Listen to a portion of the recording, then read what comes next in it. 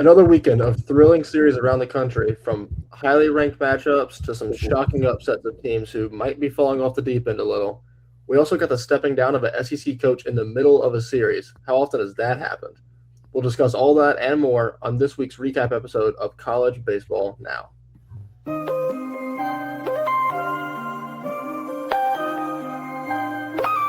Yeah, ain't no problems, that one problem with me, no. Yeah. Let me talk to the chat. They know I was gone for a minute, had to BRB. Had to grab a couple wins with I DID. They sleeping on the kid, I had to do it BIG. I can never be average, and they want a problem with the boy, they don't want no static. I don't need your cosign running with God. Wanna test that, tell them what's happening. Took control, run the game. Best believe I'm shining, dog. Counting in my wins, yeah, I love it when they count me out. Off the leash, of the chain, boy, I've been a dog. Best believe I run the game, you know I'm in control of y'all. It's like magic, believe I want that static. Yeah, it's like magic, believe I want that static. Yeah, it's like magic, believe I want that static. Beat them up, knock them out. They really don't want no static.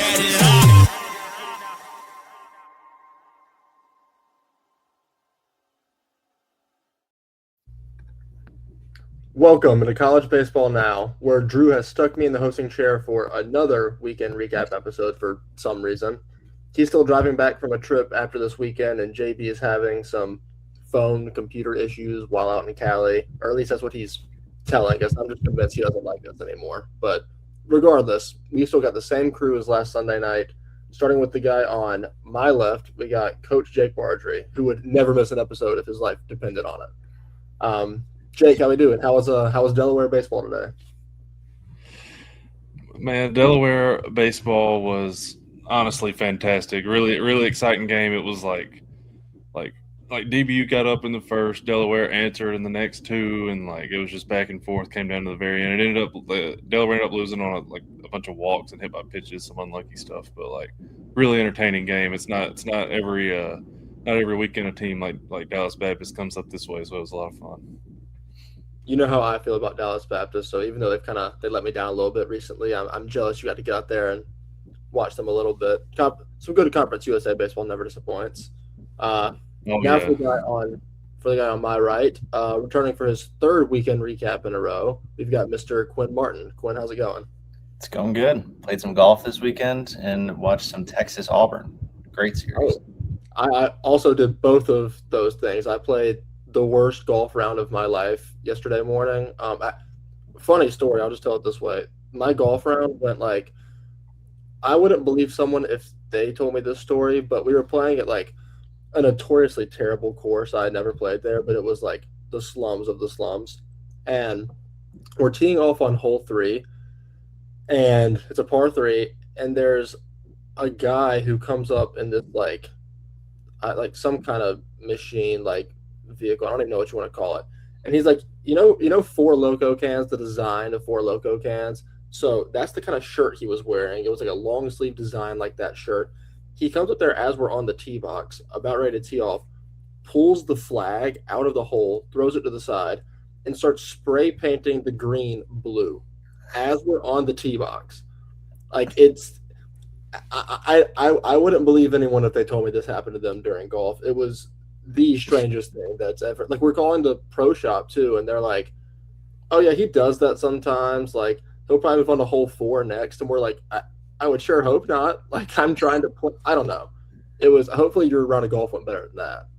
I mean, certainly that didn't happen. 20 though.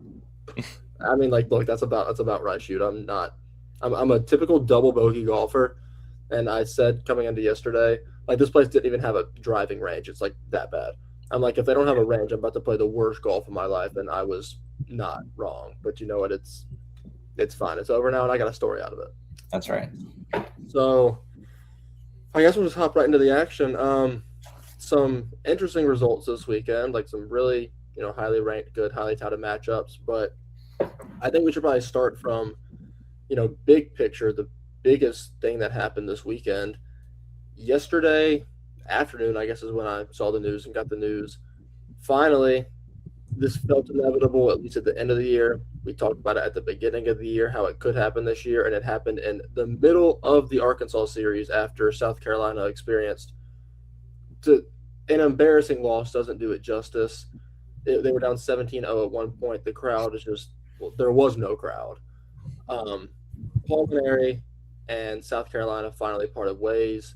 They said, as we were talking about beforehand, hopping on here, they said it was a stepping down, but like I think that's just like probably the way of saying we're not going to say that we fired you, but essentially that's what it is. I'll just start off this way. Quinn, you attended South Carolina, actually. You were there for the first year of Paul Mainieri's tenure, if I'm not mistaken. This is just a really broad lead-in, but just give me your overall thoughts on the situation, how it went down, should it have, everything. Yeah, I think it was surprising he started the year, but South Carolina's athletics department's gone through a lot of changes over the last few years. Our old AD, Ray Tanner, esteemed baseball coach. He was here when we won those back-to-back championships in 2010 and 11. He became the AD, and after Kingston was let go, brought in Mainieri. Was not the right choice, obviously. I think a lot of fans wanted somebody younger. Like back at the time, I remember Josh Elander was a big name for a lot of fans. Clearly that's working out fairly well. And now it looks like Monty Lee has been the associate head coach for a while. He's going to step in to be the interim and go out and look for candidates now. A popular one right now is Kevin Schnall from Coastal, which I think would be a really good hire, bring South Carolina back to where it should be, and maybe it'll start being known as USC again. See, I don't know about all that, but you brought it up, so I guess I'll shoot it right back at you because I just have I want to hear your opinions on this. Actually, Jake, I'll get your opinion on this too for a very similar reason. Kevin Schnall's name was thrown around a lot for the Tennessee job this summer. It was like the main, I guess, like the go-to guy that they wanted, but he wouldn't take it. He wanted to stay at Coastal. Do you think Schnall would take the South Carolina job? I guess Quinn will ask you first. Do you think he would take the South Carolina job even though he wouldn't take the Tennessee job, or is this just kind of like we're going to make him say no, it's got to be our first call kind of thing? I think there's a chance. I thought I remember there being some talks of mutual interest back in the summer or back in the winter, whatever it was. I think there's a pretty legit chance he makes the move.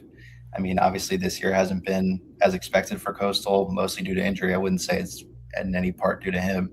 So I think maybe if he's looking for a change, looking for more resources, I think South Carolina is going to be the place to go, especially with our new AD, Jeremiah Donati, looking like he's going to be putting a lot of resources in baseball. I'd say so. I mean, that's a program that's shown that for years that they will do such a thing. But then again, I think we're at the point now where Tennessee has also shown they would do the same thing. So I guess, Jake, being a Tennessee fan, being around that situation, do you think there's like a big difference between South Carolina and Tennessee that would be more enticing for Schnall, or do you think this is probably just like a big smoke screen, kind of the same situation? I mean, Schnall is a guy, like at this point, anytime that there's especially a big time coaching opening, his name is going to be like the first one that's named. He's right. He's the first like mid-major coach that everybody thinks of because obviously the amount of success that he's had at Coastal. It's going to come down to, I mean, obviously like his preference. I mean, I don't know if like South Carolina being a little bit closer to Coastal or like being closer to like where he's kind of been recently, if that matters to him enough. But like from like a resources standpoint, I don't know that's going to be necessarily the determining factor between like South Carolina and Tennessee. But like, I don't know. He was the name that everybody was like, if it's not Josh Elander, like everybody in Tennessee wrote, if it's not Josh Elander, it's Kevin Schnall and vice versa. Like, I think South Carolina fans should probably feel the same way. And like, if they're able to get him away from Coastal, it would be the number one option and the best option in my opinion. Right. I think it pretty clearly has to be the best option. Just like, as you mentioned, there's a reason why anytime there's a big opening anywhere, Kevin Schnall is the first name mentioned because what he's done at Coastal has proved that if he can do that there, he can definitely do it in the SEC with a place with, that many resources. Since we're kind of relatively on the topic, Jake, do you think that, like, whether it be Schnall or whether it be whoever, do you think that South Carolina as a program is in a place where this whole situation can be fixed within a year with the right hire, or has it gone like a little beyond that at this point?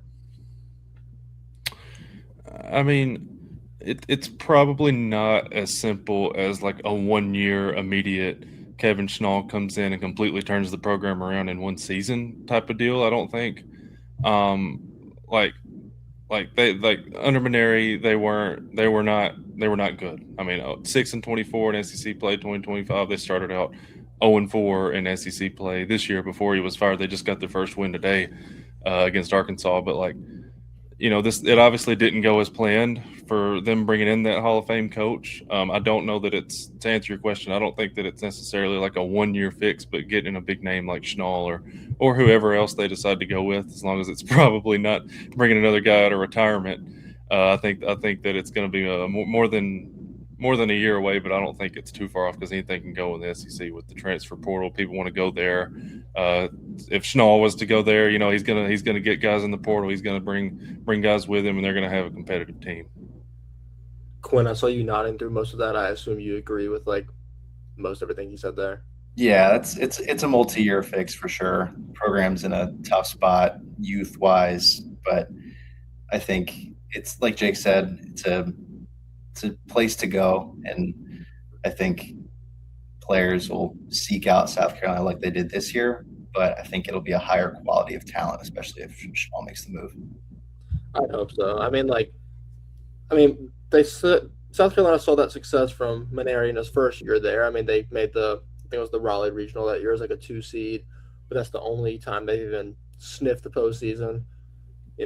78-67 overall record at South Carolina over a 3-year stretch is just not nearly good enough for that program's standards based on where we've seen them in the past 10-15 years. So I don't know. I guess we'll stay tuned for all of that as it's unfolding throughout the year. We'll probably hear a lot of it throughout the year, obviously end of the summer too. But news that's for summer talk and whatever. We have actual games to talk about here, and so I'd love to get to that instead of just doing the whole projection talk like we do October, November, or whatever. The big series, I'm a little biased, but I don't think this is a biased thing at all. There was a top 5 matchup this weekend. In Auburn, it was electric series. I was there for Friday. It was the coolest atmosphere, best ending I've seen in a college baseball game in person ever. I don't think it's even close the way that Friday game unfolded. Saturday was an electric game yesterday too at the very end. Like, Texas got off to a huge lead, Auburn started clawing back, got right there at the end. Today, never really a fighting chance, but like, it's whatever. I still think that both teams proved that they are, like, in my humble opinion, I think these are the number 2, number 3, if not number 1, number 3, whatever teams in the country. I think they've proven how good both these squads are. So, Jake, I'll come to you first with this one. After the Georgia Tech midweek that Auburn had and how like this series unfolded, I think, as I just said, I think I'm higher on Auburn even though they lost the series this weekend than I was before. Is that like just a me thing, or is that a ridiculous statement?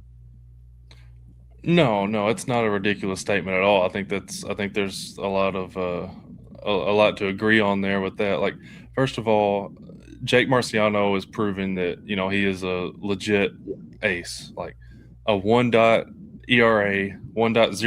ERA in 36 innings this year. Like, he's going crazy. And then watching that game one, like, as much as it was like the Aiden Robbins game in more good ways and bad ways together, like, Jake Marciano was awesome. And then just to see the way the team like clawed back and like got the bases loaded, and then Bristol Carter clearly got a little bit of help from the defense there, but like he got his team in a situation to where they had a chance to win, and they did. Obviously, just like seeing them fight against a team that we kind of all considered like Texas top dog in the SEC right now, like who's gonna kind of dethrone them. And like in all 3 games, pretty much Auburn mostly held their own. And I don't think that's out of the realm at all for you to consider them as being a top 3 team or 2 team or whatever, right behind Texas. I think they're right there with them. Right. I think the resume kind of shows that too, with losses too at this point. Just Nebraska and extra innings, and excuse me, and the 2 Texas losses here, and Cincinnati in that weird midweek. That's it. Like, I think that's very clearly a top 3, top 4 resume at this point. On the other side of things, super impressive win for Texas this week. So, Quinn, do you think Texas has a case to be the number 1 team in the country right now, or do you think UCLA still has like a big, strong stamp on that right now? I think I said last week that the gap is getting closer and closer, and I think it holds true this weekend too.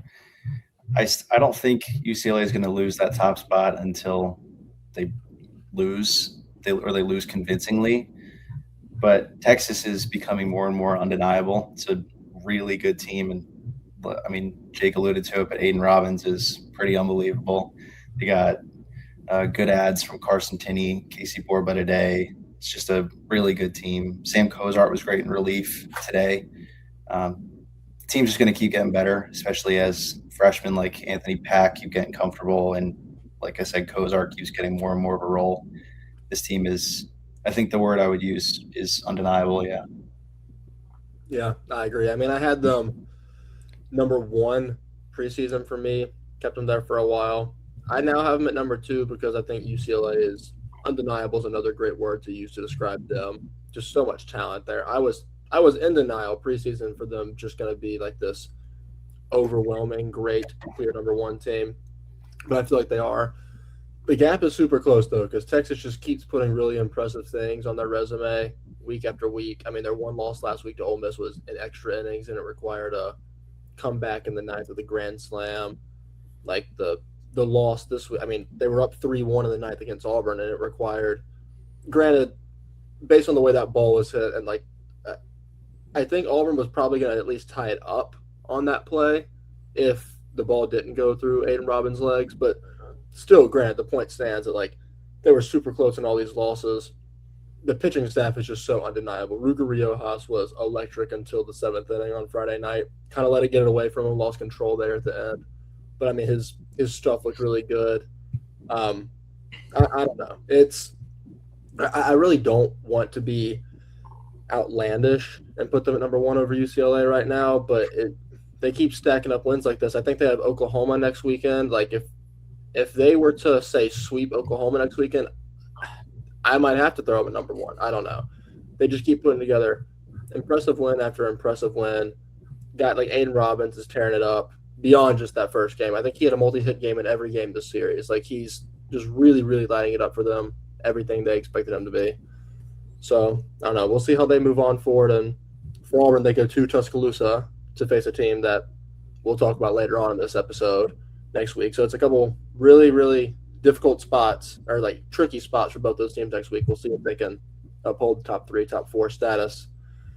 Speaking of, I guess we'll just go ahead and hit on that Bama team.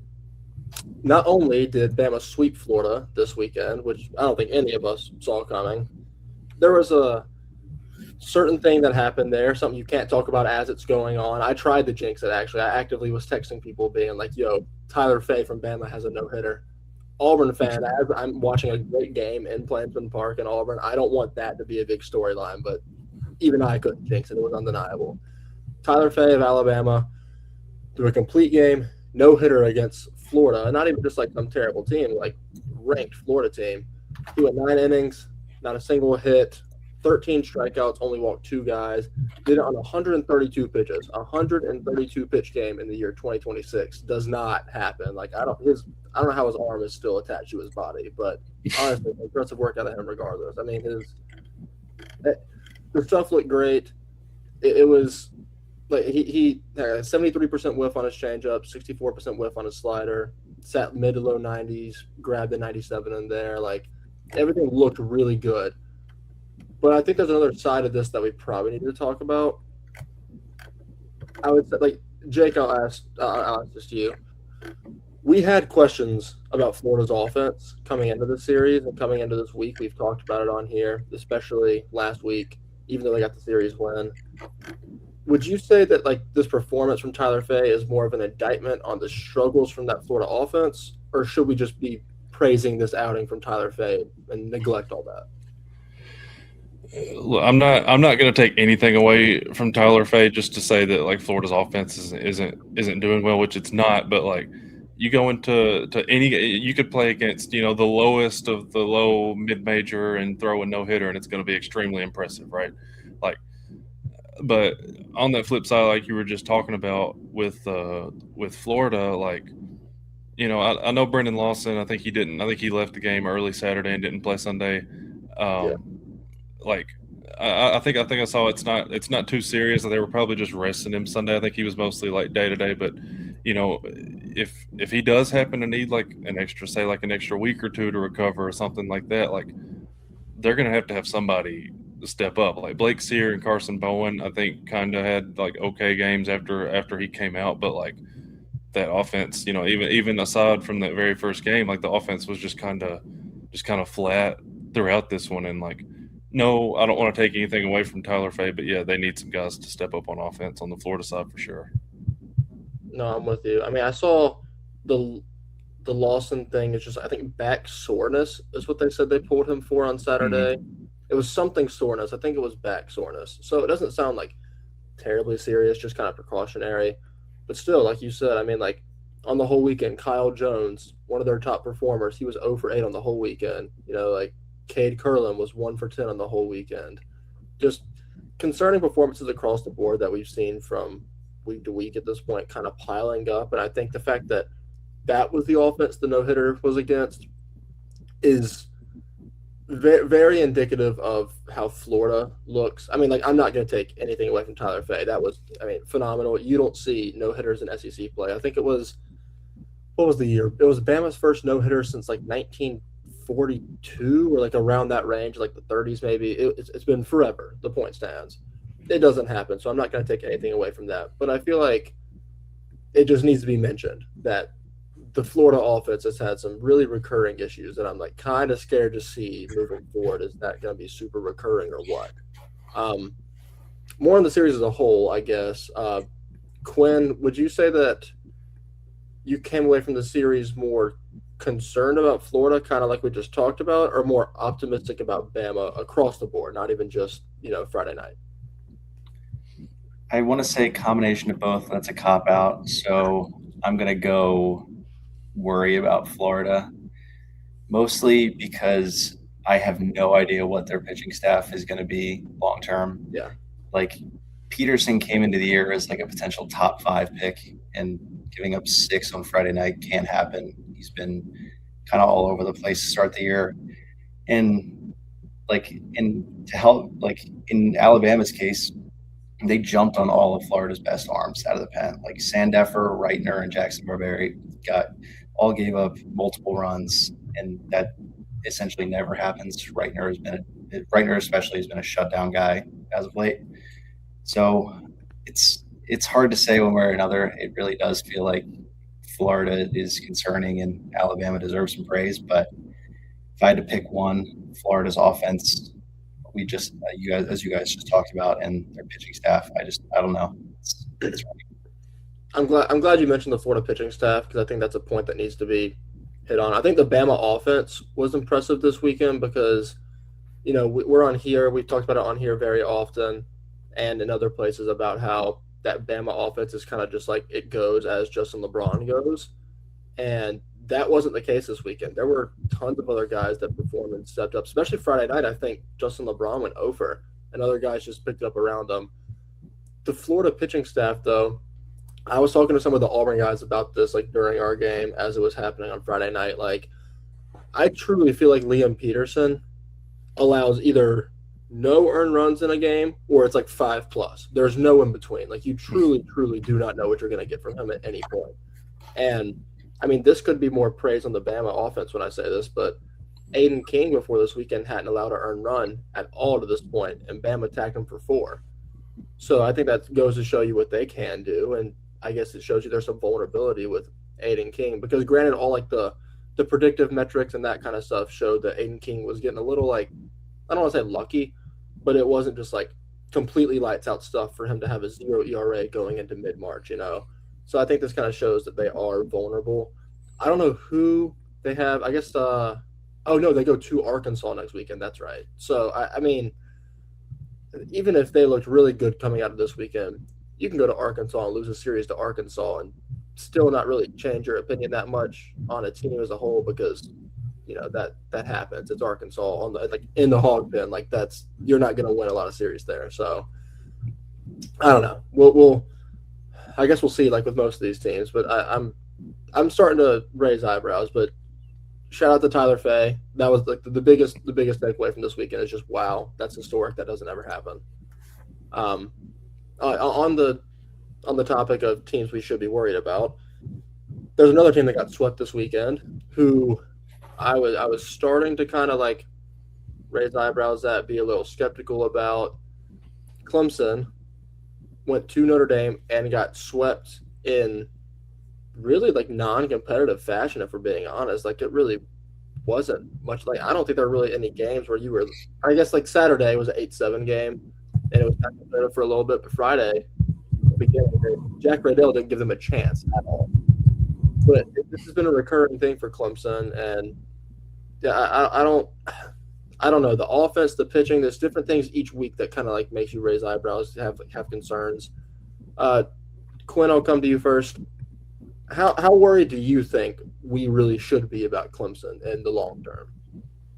I would have started out by saying I just don't want to discount what Notre Dame did. It's a really good Notre Dame team, especially Radell, like you mentioned, and then guys in the lineup like Mark Watrani, Bino Waters, Drew Berkland. There's more, but just a really good team. So just want to give them some love first. But in terms of Clemson, as a South Carolina fan, I'm always going to say Clemson sucks, but I think it's time to be concerned.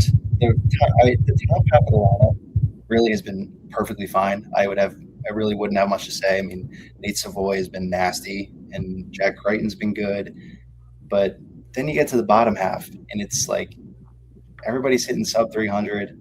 Like, Ty Daly's not doing much. You brought him in for Mercer after hitting like multiple 20 home run years. He hasn't really done anything.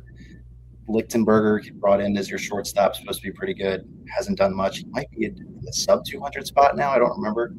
Dillard hasn't been great. Jarrell hasn't been great. And then there's another guy, like, he's a guy I liked coming out of high school and was excited for him coming into this year. Bryce Clavon, he started at the center. He's not even playing anymore. There's just a lot going on in that lineup that's especially concerning. Then you go to the pitching staff, and it's Canuck had a bounce back start. Give him some love there. But there's nothing else. Like, Titsworth was okay on Sunday, but the bullpen was bad, basically all around. I mean, the only guy who was pretty good was Ariston VC today, went 2 scoreless today, and really everything else has been just poor. So definitely time to be concerned about Clemson. I agree. I think even like guys like Jaron Purify, I think he was hitless on the weekend. So, I mean, that's a guy at the top of the lineup. You mentioned the top of the lineup hasn't really been that concerning. But, there's spots here and there. I guess everyone has down weekends, but, like, as a whole, you're not really seeing stuff like that from him very often. This weekend it showed. Like, Nate Savoy's been lights out, no question. But, yeah, I think Lichtenberger is below the Mendoza line at this point. He's been just, like, I would just say bad, like, at this point to the season, which you didn't expect at all. He was a super highly touted prospect, at least defensively was the main selling point for him. But offensively was going to be good enough, you thought, but hasn't really panned out that way. I'll ask Jake a question kind of like what you hinted on. This isn't all anti-Clemson. I think a pro-Notre Dame stance really needs to be harped on here. I have them right near my top 25 this week. I know some people have them in. It's a solid resume, honestly. I think in relation to the rest of the SEC especially, I'm starting to think pretty highly on this Notre Dame team. So, Jake, where do you think this team, like the offense specifically, but like where do you think this team as a whole, compared to other teams in that conference, where do you think they stack up based on what we've seen from them lately? I mean, there's no denying how well Notre Dame has especially like started ACC play. Like Jack Riddell was just nasty on Friday. Like 9 innings, which is a complete game for those who are counting. 8 punch outs, 4 hits, 0 free bases. Ty Uber on in today's game, 5 innings, 6 strikeouts, 1 run. Like they have a legit like. I mean, I wouldn't be shocked if Ty Uber eventually gets the Saturday spot behind Riddell, but like when those two guys are on the mound, they're feeling really good about their chances of winning. Like the bullpen wasn't exceptional, but they had guys step up and get big outs when they needed to. And the offense for Notre Dame, like they kind of proved they can do it multiple ways. Like it was homers in the first 2 games. They strung together more consistent like base hits in game 3. Like they're not the most like I don't know. The last time we were on here, the word we used a lot was consistent, but like I wouldn't say they're the most like consistent offense as a whole. But like Mark Quattrani is a dude, Coy, Lee, Birkeland, Barth. They all have potential to go, but they're not like huge power threats. I don't know that this was a great weekend for Notre Dame, obviously, and this makes that they get UNC at home next weekend, which is going to be a whole lot of fun to watch. Now after the way that Notre Dame started, we're going to learn a lot there as well. But I'm in on Notre Dame too. I think they're exceeding expectations to say the least. Yeah, the offense didn't fully shine in their series against Duke, but I mean they still won that series regardless, which shows they can do it on both sides of the ball. Louisville, the offense was lights out, even though they didn't win that series. Like on that Sunday game, I think they had 12 runs, I want to say, but their pitching staff allowed like 21 or something. So I think any given week, you're going to get lights out stuff from them. It's just, can they compete in this ACC? I think is the big question here. They have, maybe the toughest possible stretch you can ask for coming up. You would have said it started this past week with Clemson, but they have UNC, then they go to NC State, then they host UVA, and they go to Tallahassee to play Florida State. I think at this point on this podcast, I've probably said the phrase, like, we're going to find out or we'll wait and see about, like, 5 different teams at this point. We're only 32 minutes in. But this is, like, the number 1 team I think you could talk about to say, like, in the next month. We will find out. Like, if we think that this Notre Dame team has a chance to be legit, like, if you're hesitant about ranking them in any way, do it this week and put them at 25 because regardless, they're gonna get themselves dropped out or they're gonna find a way to skyrocket up some rankings because they have the opportunities to be tested, and we're probably gonna see it from them. But they passed their first one. It's 5 straight series in a row, we would have said, coming into this week. Really tough ACC series, playing all the top teams at the top of the conference. They passed their first test with flying colors, so shout out to them. We just mentioned 2 of these teams talking about Notre Dame's upcoming schedule. I would say probably the second biggest series of the weekend was NC State, Florida State, in my opinion. Florida State, after losing on Friday, they pulled out the series, winning 11-5 on Saturday and winning today in a mercy rule fashion, 15-5.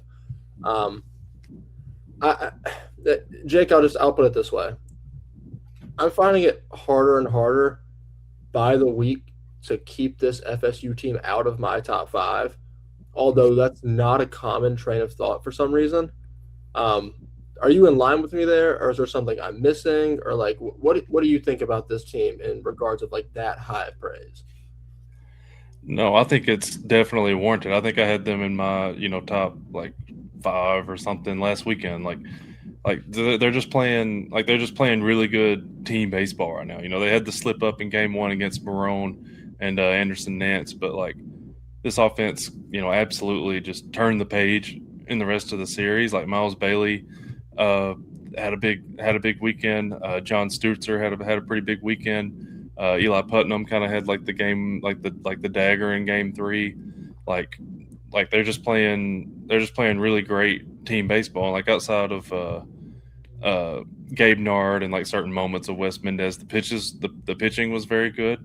They scored double digits in back-to-back games here. Kelvin Paulino's another name I didn't mention. Braden Dowd, I didn't mention him either. They're all hitting really well, in particular. And I just, I think I'm right there with you. I really like what I'm seeing out of Florida State, and I don't think it's crazy to have them that high at all. Yeah, I think kind of as you just said, I think it's good to see how they won these games this weekend in particular, because the starting pitching has been the selling point for them to this point in the year. And it wasn't bad by any means this weekend. Like, it was okay, but they won games with their offense. The offense has just been overperforming super well, especially like Miles Bailey had, as we expect, a phenomenal weekend. To see they can win games like that after a series last week where it was really the starting pitching that won that series against Wake Forest for them, it's good to see on both sides of the ball they can go out there and compete at the highest of the high level against these great teams and like a great pitching staff with NC State, like we've talked about, like a phenomenal rotation. On that NC State side of things, on the other side here, Quinn, this was a really tough series on the road for the Wolfpack. Like, objectively, a really tough series. You don't really expect to win this one going into it. I mean, it's the team you do, but like us going to Tallahassee, that's a series that like it's a huge. You're hugely over exceeding expectations. If you go in there and win up, you don't really expect it. Do you view NC State as like much lower after this weekend, or is this just one of those series that you have to just kind of expect them to lose going into it? No, I wouldn't say I'm any lower on NC State. I mean, obviously you have to look at the results as they are. It wasn't a good series. It wasn't a good series for them. They gave up 10 runs a game on average, and they didn't really swing it all that well. But yeah, like you said, this is a tough series to go out and win. I think it's a really talented roster. I think you just come back to Raleigh and just flush it. You just need a reset. This is a really good team. Dudan's not going to give up 8 every start. Collins Black isn't going to give up 3 every time he comes in relief. This offense is just too good to only score 16 runs in a weekend. Yeah, I'm honestly not very concerned about it. While I think it's worth mentioning in terms of the course of the season and how we view NC State against the cream of the crop of the ACC, I think just if we're talking about this weekend, flush it and move on. I think that's valid. I think, they have another test next weekend against Georgia Tech, so they can maybe get another chance at a road Pro Series victory against a much better team. But I agree. I think we're kind of aware where NC State is at this point of the year. They're probably not a top 2-3 team in the ACC, but they're in that 5-ish range. And this is kind of how you would expect those road series to go at this point. You take one and, you move on. You just know that's kind of how it's going to go. I don't really view them much lower either, but I think it's, worth mentioning. It has to be a talking point at some point. The series did happen. They looked solid on Friday. The last couple of days were just like concerning a little bit on the pitching staff, but like it's more of a one-off from what I've seen. It's not really like a recurring thing we're seeing from them. So just kind of like you said, flush it, move on. We'll see what happens. We'll talk about another series that I think that we told them to flush it at other times this season, and then we just keep saying it weekend over weekend. I think, Quinn, you were on here last week and you said this about TCU. The biggest red flag of any of these teams that we've talked about so far, I think, has to be raised for TCU. We've hit on Florida a little bit. We've hit on Clemson. I think TCU has the biggest red flag possible. Quinn, last week on here, like I just said, you said you were really concerned about TCU, and this weekend only justified that. How much worse should we really be feeling about this team after losing a series to UCF? Yeah, I think last week I said they were bad, and this week I'm going to say it again. It's just not there. The talent is very much there. Like, Strassnyder is there, Brunson is there, Lucas Franco is there, but I don't know when the last time the 3 of them have performed all at the same time. Like, you got a decent Brunson game once this week, Strassnyder had a home run once, and Franco had one good game. But that is it. There's nothing else in the lineup doing much of anything. Brunson, I think, is the only one still hitting above 300. And Lance Davis was better this week. I'll give him that. But Baumler wasn't any better. Brassfield got absolutely lit up. It's not good. Big 12 is going to slip away from them very, very quickly if this continues. As if it hasn't already. Yeah. I don't think it at this point you can chalk it up to the Tommy Lepore injury anymore. I think it's way beyond that. Much bigger problem. Yeah. I mean, I hate to see this team like that because, I mean, Chase Brunson's my guy. I've been on the Chase Brunson train for a while. So much fun talent on this team, but they just, like, as you said, can't seem to put it together at the same time for whatever reason. And I don't know what that is, but they were the pretty clear Big 12 favorites coming into the season. And, I mean, like, top of my head, I think I see them as, like, the fourth-ish best Big 12 team right now, fifth maybe. Like, that might even be generous. Probably even go lower. Right, like, that might even be generous. Like, I mean, I mean, obviously, I view, like, UCF is better than them after this weekend, but it seems like that you would not have expected a few months ago. So, I don't know what to chalk it up to at this point, but we're going to bring back last week's buzzword, consistency. There's none of that. From week to week, from game to game, there's absolutely none of it on the offensive side of things, especially not with the pitching staff. But granted, UCF, not a terrible team. You know, talk about both sides of this series. I'll say, like, Jake, I was looking at this before I hopped on here. If you really look at UCF's resume, they're another team that's going to be hard for me to keep out of the top 25, honestly. I mean, like, should we be talking about them more in the national picture or what? Because I think we should, because, like, there's some impressive wins on here. Yeah, I think you're right. I think this was, you know, as much as we just kind of talked down on TCU a little bit, this is an impressive series win for UCF. And, like, just talking about this series, like, as a whole, like, I really wish Drew was here because this was just a weird one. Because it was all offense for UCF in the first game. Like, they scored 18 runs. Like, the pitching wasn't great, but who cares when you score 18 runs? But, like, in game two, you know, it was completely flipped in the other direction. Lance Davis was really good for TCU. As much as, you know, UCF didn't hit in this one, they kind of gave away a bunch of runs. They had, like, a lot of walks and some errors in that game that kind of gave it away. And then game three, UCF was just back on the offensive side. Like, you know, they had 17 hits in that game. Zach Skinner was 5 for 5. Like, yes, I think to answer your question, yes, UCF should definitely be talked about a little bit more. And, like, because right now the name of this team is, like, the offense. Like, Zach Skinner, Andrew Williamson have been kind of the leaders, but they just hit over 350 as a team this weekend, including like, kind of the stinker that they had in game two. But they're really just not hitting for power, though. That's the one knock you can say about this UCF team. They've only got 14 homers as a team this year, but they proved this weekend they can hit and they can hang with some of these other teams. Like, Matt Saucer had a short start, but he survived with only allowing 1 earned. Camden Wicker's also been good this year. And then, like, next weekend they get a struggling Arizona team, so they're going to try to keep things rolling that way. But I like this UCF team, and I think they proved a lot this weekend that they can hang with the top teams in this conference. Yeah, the offense really showed themselves, as you just said, this weekend, that they can perform with, you know, one of the better pitching staffs, at least we thought so, coming into the year. But the UCF pitching staff to this point was kind of what was, like, the star of this team. They really showed that in the Oklahoma State series, the USF series too, even though they lost. I mean, like, I think they can do it on both sides of the ball. So I'll be curious to see how they look moving forward. Like you just said, they have Arizona next week, which they should continue to roll through that, I would think.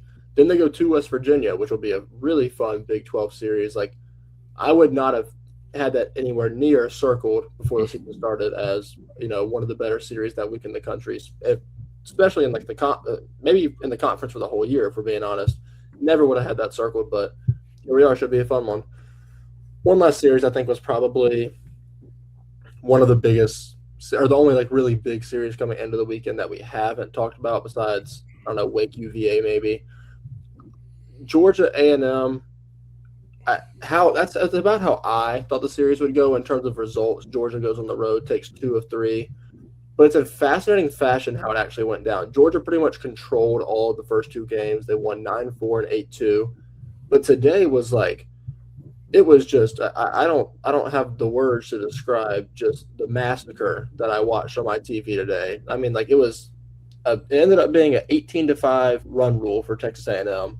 It was, I think, 15-1 at its worst. I think that's what I remember seeing. They just kept piling on. But overall, the first 2 days, Georgia looked like they were in control. Georgia's the top 4, top 5 team for me at this point. I don't really – it's kind of tough to evaluate how a performance like today's offsets the past couple days in my mind. So, Jake, I guess I'll just ask you a question like that. Does today's showing from Georgia make you, step back a little bit on it, like take a step back on them a little bit, or are you still equally as impressed with them after winning a really difficult road series? Yeah, I mean today's outcome was definitely a shock. I mean they jumped on Kenny Ishikawa and just knocked him straight out of the game, and then it's like everybody they brought in. I'm looking at these Georgia pitching stats, like their first reliever they brought in, 4 earned and 2/3. Zach Brown 1 inning, 3 earned. Brad Pruitt 2/3 of an inning, 2 earned. Logan Spivey, I guess he came in, 1 hit, 1 walk, and he's out. And Stevens gives up a run. Like everybody that Georgia brought in, they had no answer. So I guess if we're talking about Georgia as a whole, like going like deeper into the year, like when the pitching depth starts getting tested more and more, maybe that is somewhat a concern. But like I'm not too worried about this Georgia team. Like it's legit. If we didn't know it already, like to go into this tough environment in College Station and take the series against A&M is impressive. Like a ton of guys came through. Trey Phelps had a big game 1. Ishikawa, he had a good day at the plate in game 1. They had a bunch of homers in that one. Volchko lost a little bit of control, but the bullpen calmed things down for them, and that's something that they're going to need, like from their top bullpen arms, is to be able to come in situations like that and be able to calm it down. It was more homers in game 2, and then we just talked about the kind of a shocker based on how the rest of the series was going. But no, I'm with you. I'm with you on Georgia. I mean, I like them a lot. I think they can. I think their top pitchers can really pitch, and their offense continues to roll. So yeah, I like Georgia a lot. Yeah, it's just a tough evaluation of a series, but I still come away from this weekend way higher on them. I heard some people talking about how, and like rightfully so, this makes sense. I heard some people talking about how before this series, it should be A&M's series to lose just solely because it's Georgia's first real road test of the year, like serious road test. And that's a tough environment to do it in, no matter what you think of A&M. And Georgia's went in there, made light work out of it, and by Saturday night, the series was over. And I think it goes to show you a lot about how this team can do it from both sides of the ball. They were dominant on the mound, or close to dominant on the mound the first couple games. And then today, Ishikawa hasn't really looked good all year. I think he's running near like a 10 ERA, even though he's looked solid at the plate. That was supposed to be a top 2, top 3 two-way player in the country coming into the year. Hadn't really looked like it, but everyone else around him has stepped up, so it doesn't really matter at this point. A&M's, like, speaking about A&M, I think that I still have, like, blind faith in them for whatever reason. I don't know why. I genuinely can't put my finger on why. I think I just believe in the potential of the offense. I'm way higher on them than most people. I don't know. I personally believe that the offense can be enough to help them put it all together, as we saw today. That was Exhibit A. Quinn, I will say I'm pretty sure we talked about this last week on this episode. This is the second week in a row where we've had to talk about a disappointing performance across the board from the A&M starting rotation. I mean, like, do you think this is going to become a big enough issue to truly limit their ceiling, or do you still have any belief with how this pitching staff is currently constructed? It's actually really funny you say that you have blind faith, because I actually do too. The A&M's like one that I just believe in. I don't know what it is. I completely agree. In terms of their rotation, it's kind of tough. Like Sadeo wasn't great, but hit 11 strikeouts, so I'm going to take that every day. Then you go to Sims. He was okay. Then today was whatever. I don't know. This rotation's just okay. Sadeo is really good, and like I think he projects as a major leaguer one day. But more like a 5 starter or a long reliever, not necessarily like SEC ace wise, if that makes sense. Yeah. So I think just the top of their rotation kind of limits their overall ceiling. Like Liam Peterson at Florida has a higher ceiling, therefore I feel a little bit more confident in that, just as of right now. But yeah, rotation wise, definitely a little worrying, and that worry goes into their bullpen too. No, I'm fully aligned with everything you say about Sadeo for sure. It's just I wasn't really high on this rotation as a whole coming into the year. Definitely not now. But I'm glad someone else. I'm glad I have someone else that's on the A&M train with me, at least for whatever reason. I think it's just there's how do I put this?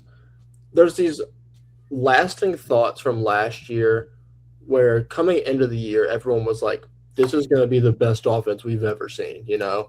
And it didn't really pan out that way. And I was high again on the offense coming into this year. And they've shown flashes for sure. I think it's going to be enough to compensate for, you know, poor pitching, depending who they're playing. I don't know, like, what I think the ceiling for this team is. Like, I guess Omaha, but with that pitching staff, I think it's going to be tough 2 weekends in a row, like against tough competition to really make it through a regional and then a super regional performance, relying on a bullpen that's kind of thin to get them through, you know, or against these really tough offenses they're having to face. I don't know. I'm still going to have them ranked, which I probably shouldn't, if we're being honest. Like, I'm well aware I probably shouldn't. But there's just something about this team. I can't put my finger on it. And I maybe would have been closer to the, you know, letting go of all my faith of them if it weren't for today. But like when I was watching that game unfold today, I was like, this is what I've been seeing. Like, this is what I've expected could happen. And then they just kept pouring it on. But at the end of the day, they did lose. Shout out to Georgia. That's a top 5 team in the country. I think more people should be talking about them in that way. Yeah, those are probably the most notable results from the week, I would say. We have 4, I would say, like big midweek games this week. Coastal and Clemson are playing, which is like a solid game, which looked better before Clemson, you know, kind of unfolded this weekend. Nebraska, Kansas State's a really solid one. It's a really good midweek slate. But, you know, of the big games, I guess, that we're excited to see, Jake, I'll ask you first. Like, which midweek game are you the most excited to watch? Talk to me about it a little bit, whatever you're interested in. Yeah, I think for me, it's Oregon State playing against Southern Cal, not USC. Sorry, they're playing Southern Cal this midweek. So Oregon State, they just swept at Irvine. We've talked about kind of the woes of really both of these teams, but like Oregon State got the best of them on the road at Irvine, so that's impressive. And then USC's also coming off of a sweep of their own against Washington. But based on kind of how like these two teams midweeks have gone, it looks like we're going to get for Oregon State probably Connor Mendez if things stay the same. He's gone 9 innings this year with a 3.86. That's kind of just been his role. They've only played 3 midweek games, and he started all 3 of them. So that's a pretty good bet. We're going to get him. And then for USC or for Southern Cal, we're going to get Chase Harrell, 23 innings, 4.18 for him. But yeah, I would expect this to be. Usually, I like to predict in midweek games a lot of offense. Like Oregon State's offense has kind of come along a little bit. Bryce Hubbard, he's up. He's got his OPS up over 1,000. They got a few guys up over in the 800s in the OPS world. But for USC, it's kind of more the same. Jack Pasier's kind of got the high, like I guess, OPS number, but like he's kind of been the best offensive player for him right now. Kevin Takeuchi has been pretty good. Maximo Martinez has been pretty good. But this is going to be an interesting one because I don't think it's hard to predict either of these teams is going to just get into like an offensive shootout like we like to predict with these midweek games. So I'm expecting to see maybe some fun pitching in this matchup. It's going to be fun. I'm glad you said that because that was the exact point I was going to make. Typically midweeks are supposed to be like high flying offenses and, you know, bad bullpens, bad starters. Oregon State and USC are like within the top 3-4 teams in the country that you would expect just the pitching to take over in any game. So I'm very interested to see if we get like a like a rare, fun 3-1 midweek game in this. For some good West Coast baseball. RIP the Pac-12. There's I think a couple more like good game, like really solid fun games coming up this Tuesday.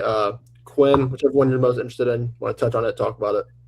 I'm going back to a rematch from earlier in the month, Florida State. It's at Florida State this time. Florida won at home earlier in the month, 6-3. For Florida, not sure who it's going to be. It could be Russell Sandeffer, who was nasty last week. Not sure if he's going to start again. If not, maybe Billy Barlow, Skylar Sanford. Either way, I think this for Florida is going to be a really good test to see if they're fight or flight. This season could go a whole lot of ways after last weekend versus Alabama. I think going into a bad blood matchup against Florida State for bragging rights, whatever it is, it's going to maybe light a fire under them. For Florida State, they started John Abraham last time against Florida. Cooper Whitted in the last midweek against Bethune-Cookman. He threw pretty well, so maybe him. These midweek rivalry games are always pretty fun, a lot of high energy. And these teams are coming off of very different weekends. Obviously, we just talked about Florida State, NC State.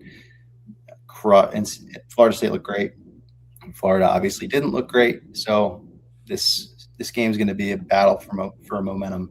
Is Florida going to go into Arkansas with a win, or is Florida just going to tank from here? We'll see. Yeah, y'all keep taking all the points that I'm going to say from whatever games you talk about. I think the big key point, besides obviously bad blood rivalry here, these teams are going in polar opposite directions right now. And so to see if, Florida can turn it around or if it keeps going that way, I'll be curious to see. Because, even though it is just a midweek and you might want to, downplay that, these two teams care. These two fan bases care about this series and this game. So it'll be super ruckus environment, all the fun stuff you love out of midweeks, out of rivalry games. One last midweek game we haven't talked about. Speaking of, ruckus environment and rematch from earlier, it's a shame Drew isn't here to talk about this because I'm pretty sure he'll actually be there for it, and boy, am I jealous. Southern Miss is going to Mississippi State this week in the midweek, and I think that first game we've talked about on here, besides, I would now throw that Friday Auburn-Texas game in this mix too, but I would say games of the year to this point that I can think of when you think about hype going into it, competitiveness of the game, fun things that happen within the game. I think it's this Friday Texas-Auburn game, Mississippi State-UCLA from earlier this year, and that first Southern Miss-Mississippi State midweek.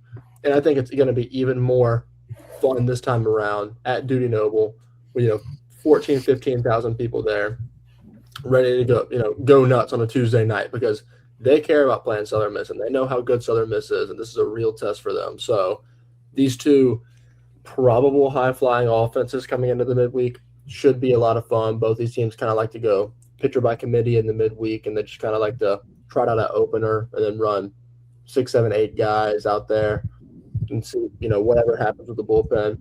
It should be fun. I don't really see a world where this isn't just like a super competitive, high-flying, fun midweek game, but regardless, I'm looking forward to it. All these games, it's a loaded midweek slate, so it should be tons of fun.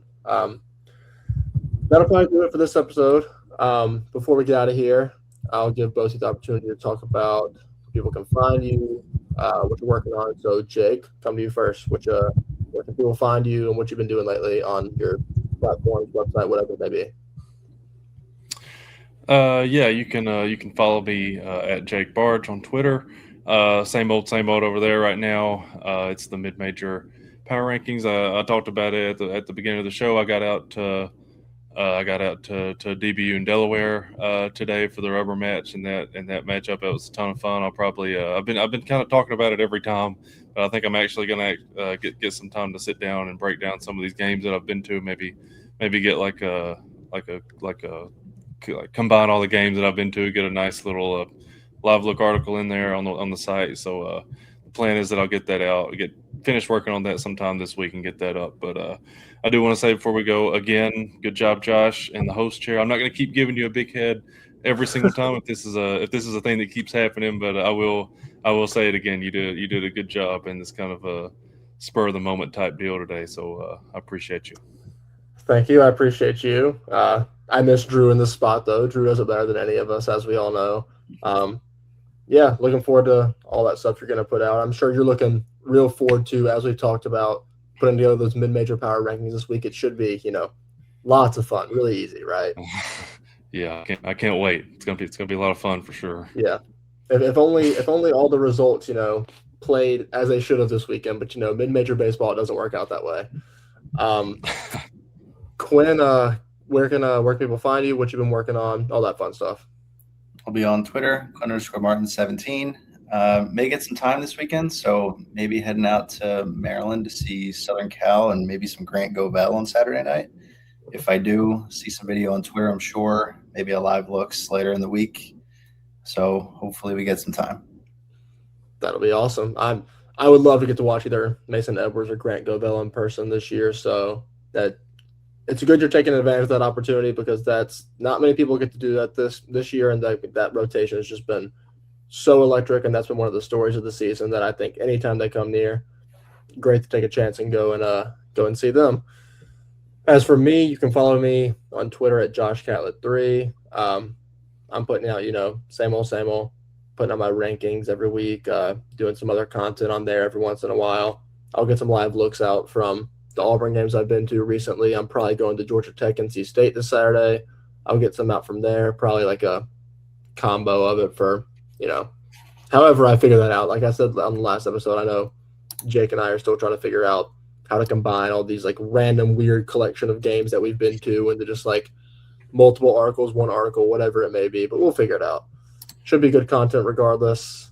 Check out the website at prospectslive.com for more of our other content, college baseball and non-college baseball related. Always new stuff going up there daily. Our draft team is going to have more lists coming out soon, so stay tuned for that, as well as the college daily sheets, which we drop 4 of weekly. As for us, we'll see you again on Thursday, like usual, for our next weekend preview. Thank you all for joining us, and we hope you come back for more episodes of College Baseball Now.